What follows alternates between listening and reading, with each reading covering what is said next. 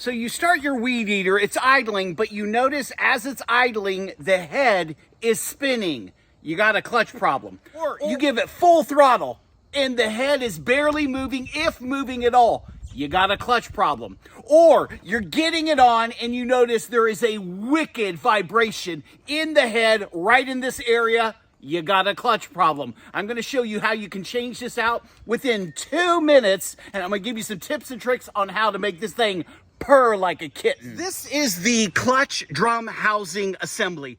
Behind this is your clutch. Very simple to replace, but if you bought a used model or you've neglected your model and you haven't used it for a while, sometimes that clutch, it's just rusted and it won't open and it won't close. And a lot of times what's going to happen is it's going to rust this out.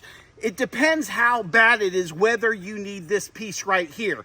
Most of the time you can get away with a $10, $15 clutch, put it on yourself in like 5 minutes, okay? But if you find it's really, really rusted and this is really bad, go ahead and just replace this. This whole piece isn't but $40, okay? And the clutch, I saw some of those for $10 and $15. Again, I'll put links. Let me show you how to change it out. On this, there's 3 bolts. One here, one here, one here. You're gonna loosen those up and one here. That is all. So I'm gonna take the bolts out of here, here, one under here, and one over here. This is going to come off. I'm going to put the new one on. I'm going to take out this spark plug when you're changing the clutch. Why? Because I'm going to put something in here, whether it's something like this or something else, so that piston cannot move. Then I'm going to take out this screw and this screw, okay? Here is your clutch, but watch this very carefully. There's a plate on the front of it and a plate on the back of it. You need to make sure that plate goes on the same way that it came off. Also, see where it indents right here? There's one that indents going in and there's one that indents going in on the back. So when you're putting it together, make sure those indents are going inward on both sides. Also, there's a couple washers there. You have to put them on the same way that you took them off, but this is simple. If you go to Stihl, they're going to stick it to you to do what I'm talking about, okay? And you can see a little bit of the wear right here.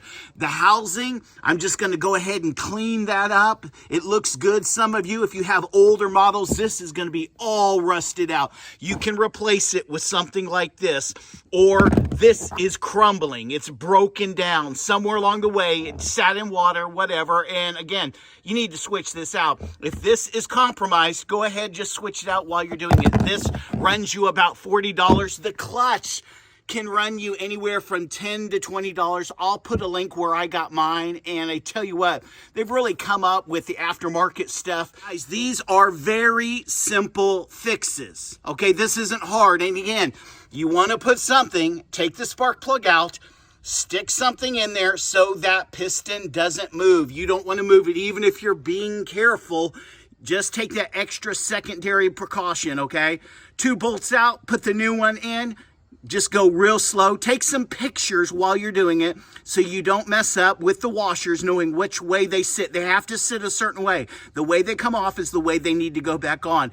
And then, again, clean it up. Just don't leave it like that. Look at how nasty that is right there, okay? Clean it up. You're not going to have any problems with slippage anymore. If your Stihl is running like crap, there's 2 things you need to do, okay?